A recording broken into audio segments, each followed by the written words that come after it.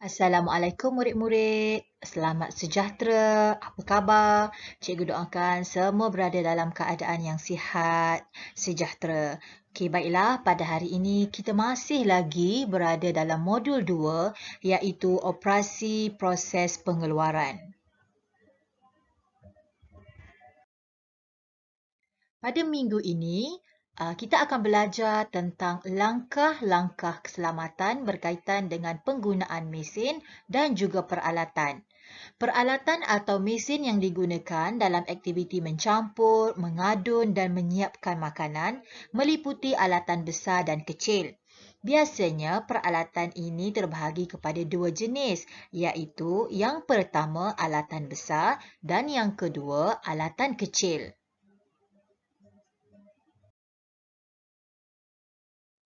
Baiklah murid-murid, alatan besar yang terdiri daripada mesin-mesin dan alatan industri seperti dapur, peti sejuk, mesin penggaul, mesin perincih, kuali besar, sinki dan meja kerja.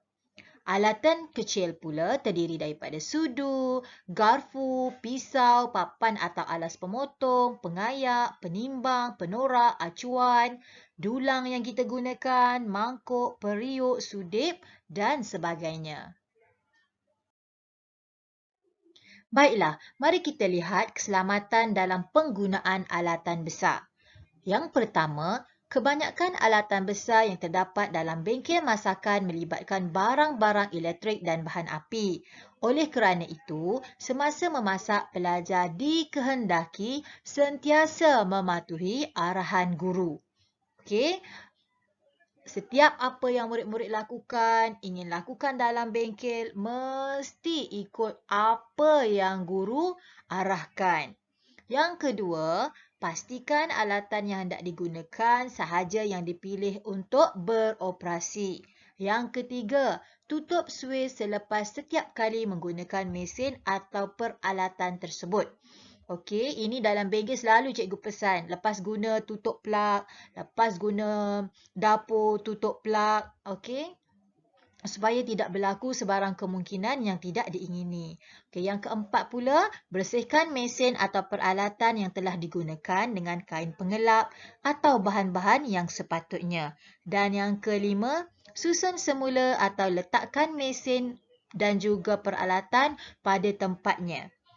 Okey, ini pun cikgu selalu pesan, okey, untuk murid-murid. Maksudnya bila awak gunakan sesuatu mesin, misalnya food processor ke, blender ke kan, bila dah ambil guna, basuh kemudian simpan dekat tempat asalnya. Kemudian kita lihat keselamatan dalam penggunaan alatan kecil. Yang pertama, alatan kecil yang tajam hendaklah digunakan dengan berhati-hati dan sepatutnya. Yang kedua, jangan sesekali mengacukan alatan tajam kepada pelajar lain.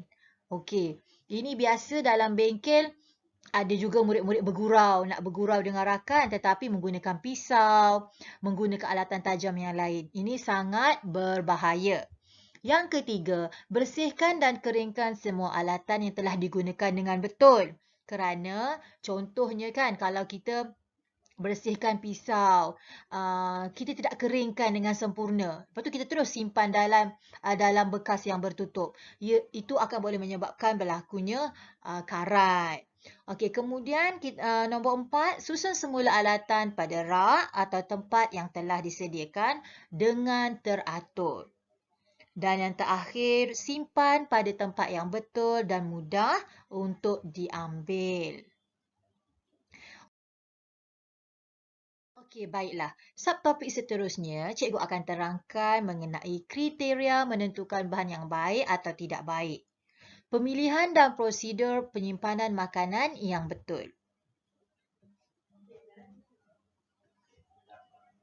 Cara pemilihan dan penyimpanan makanan yang betul dan teratur akan membantu mengawal mutu makanan supaya berkeadaan baik dan dapat mengurangkan pembaziran. Okey, kita lihat dulu yang pertama iaitu makanan segar. Apakah yang dimaksudkan dengan makanan segar? Makanan segar ialah makanan yang belum dimasak atau diproses. Makanan segar mudah rosak kerana kandungan air yang tinggi dan sesuai untuk pembiakan mikroorganisma. Contoh makanan segar ialah sayur-sayuran, ikan dan juga daging. Pemilihan dan penyimpanan makanan segar, kita lihat ya. Okey. Baiklah, sayur-sayuran. Semua jenis sayur-sayuran perlulah disimpan di ruangan khas di dalam peti sejuk. Kalau murid-murid perasan, kalau kita buka peti dekat dapur rumah kita tu, kita lihat di bahagian bawah sekali yang dia ada box tu. Okey, clear box tu kan. Okey, itu adalah tempat untuk menyimpan sayur-sayuran, buah-buahan supaya dia sentiasa segar. Yang kemudian suhu yang betul untuk menyimpan sayur-sayuran ialah 7 darjah Celsius sehingga 10 darjah Celsius. Dan suhu yang terlalu rendah boleh merosakkan tisunya. Kemudian,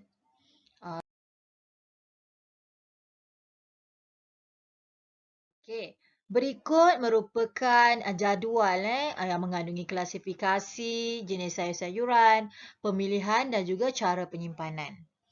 Okey, di sini cikgu sertakan contoh ya. Okey, contohnya sayur-sayuran berdaun. Okey, sawi, kangkung, kubis, bayam, kailan. Bagaimana cara kita nak pilih sayur-sayuran tersebut? Dia mestilah berwarna hijau yang segar dan cerah, rangup pada daun dan batangnya, tidak layu atau berlendir dan juga bersih. Okey, cara penyimpanan, tidak perlu dicuci sebelum disimpan kerana sayur yang lembap akan mempercepatkan kerosakan oleh bakteria.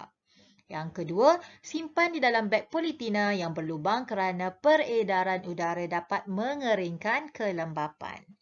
Kemudian sayuran berbunga, contohnya bunga kubis, bunga kantan, jantung pisang, brokoli. Pemilihan dia berwarna segar dan cerah, berbau segar, tidak lembik dan juga tiada kesan kekuningan. Penyimpanan, simpan di dalam beg politina yang berlubang atau beg kertas supaya sentiasa kering.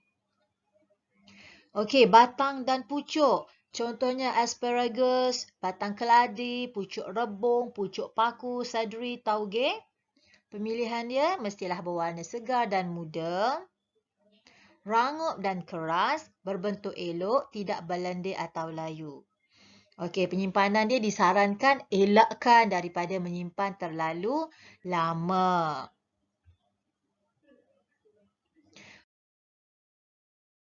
Okey, contohnya berbuah. Contohnya labu, terung, lada, tomato, timun dan sebagainya. Okey, kita mesti pilih bentuk yang elok dan tidak kecut. Penyimpanan kita mesti simpan di dalam beg politina yang berlubang juga.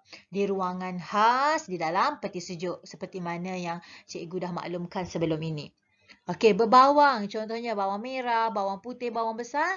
Okey, pemilihan dia kita tengok pada kulit yang berkilat, tidak lembap atau berlendir, tidak bertunas dan juga pejal. Kita boleh rasakan dekat bawang tu sama ada dia pejal ke, dia lembik ke.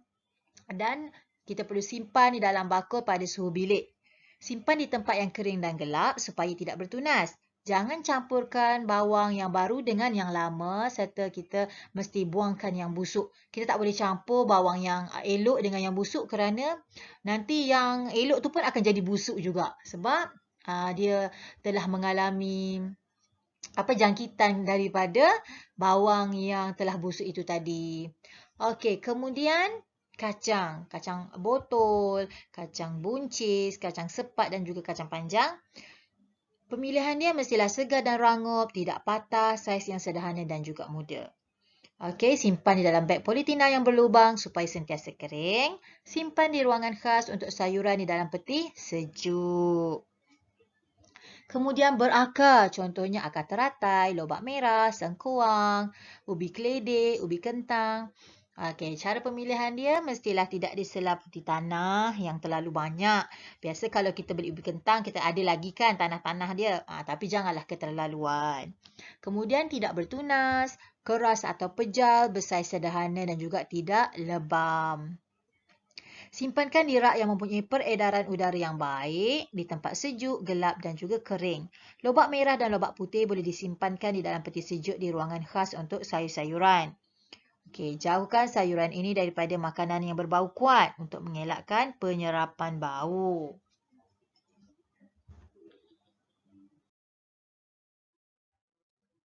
Okey, yang kedua, kita lihat ikan dan karangan laut. Ikan. Bagaimana kita nak pilih ikan? Okey, yang pertama kita mesti berbau segar atau hanyir tetapi tidak berbau busuk.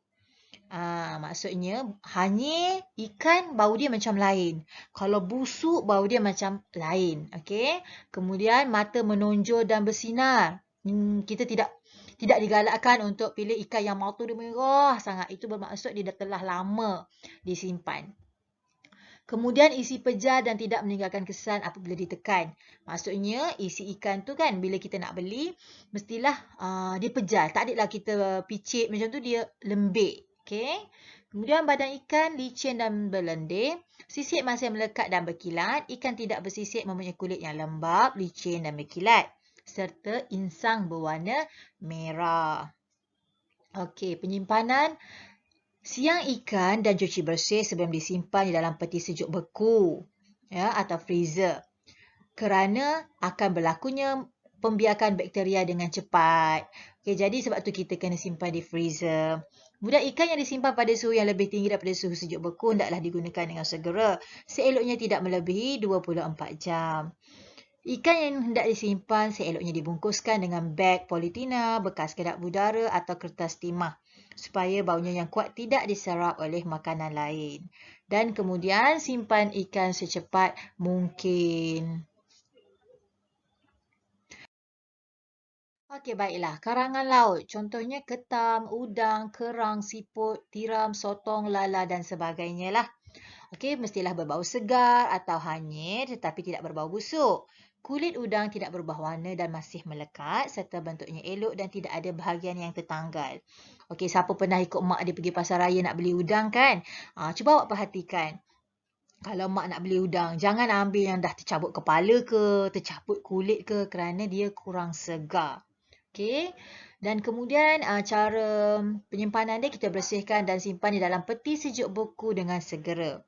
Karangan laut yang hidup perlu disimpan dalam peti sejuk di dalam bekas yang bertutup dengan kain lembap yang bersih supaya ada peredaran udara. Okey, yang ketiga, daging.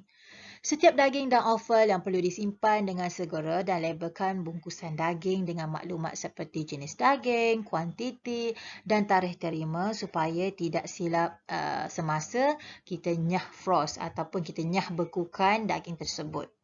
Okey, daging putih contohnya daging ayam, daging arnab, daging kambing muda dan daging lembu muda.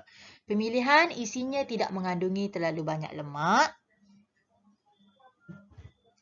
Isinya kelihatan lembut dan lembap tetapi tidak basah. Yang ketiga, isinya pejal. Yang keempat, warnanya kelihatan kemerahan dengan lemak kelihatan putih atau sedikit kekuningan serta berbau segar. Maksudnya tidak busuk lah. Penyimpanan daging yang hendak disimpan mestilah segar. Daging perlu dibungkus dalam keadaan kering. Porsikan dalam kuantiti yang secukupnya sebelum disimpan. Okey, daging merah. Contohnya daging lembu, kerbau, daging kambing, daging rusa, daging itik, daging burung unta, daging burung puyuh. Itu kategori daging merah. Okey, isinya tidak mengandungi terlalu banyak lemak, isinya pejar dan lembap tetapi tidak berair. Okey, cara penyimpanan, porsikan dalam kuantiti yang secukupnya sebelum disimpan dalam peti sejuk beku ataupun freezer. Pack dengan baik supaya dapat mengekalkan kesegaran dan kelembapannya. Okey, offal.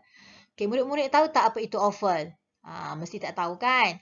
Okey, offal ni bermaksud organ dalaman. Ya, contohnya jantung, limpa, hati, peparu, perut, usus, otak. Okey.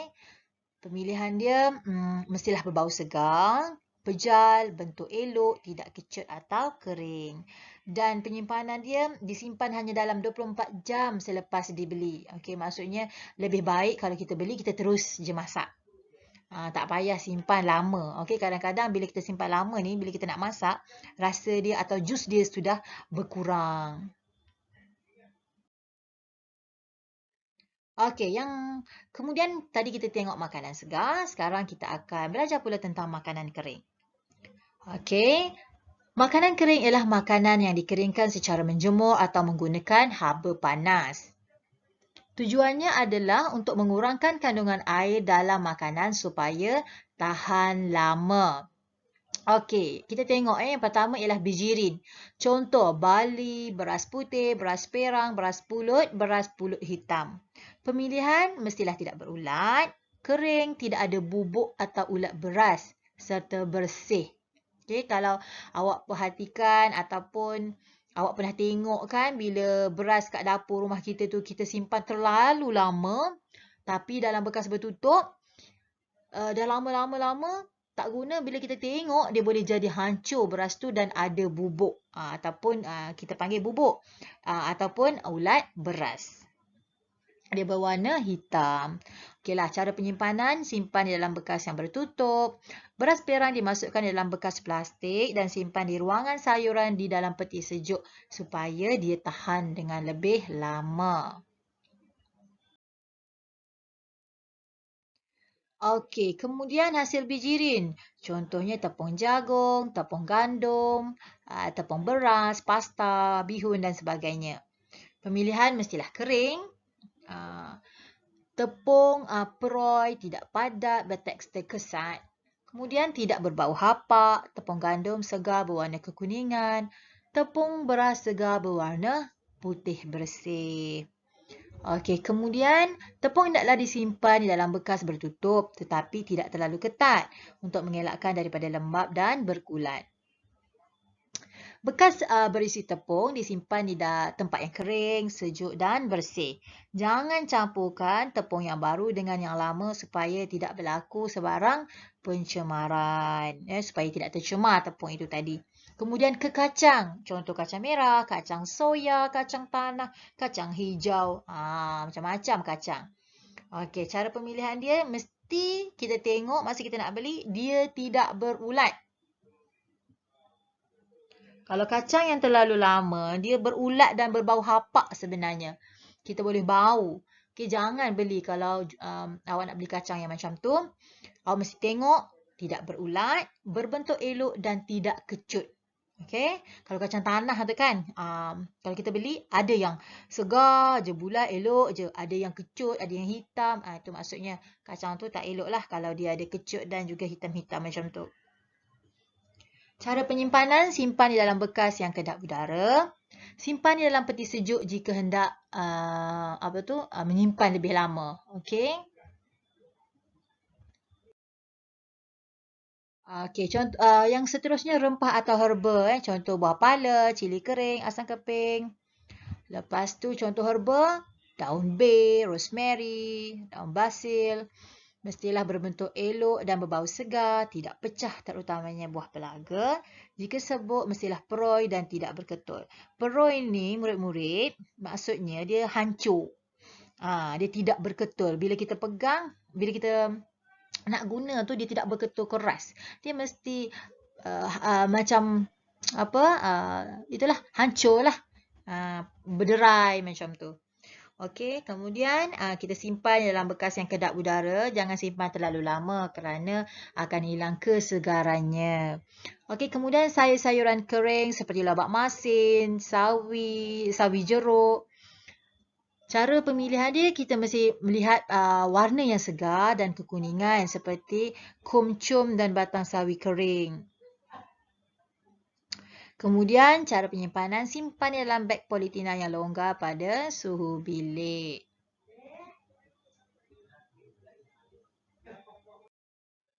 Okey, nampaknya modul 2 kita, operasi proses pengeluaran telah pun tamat.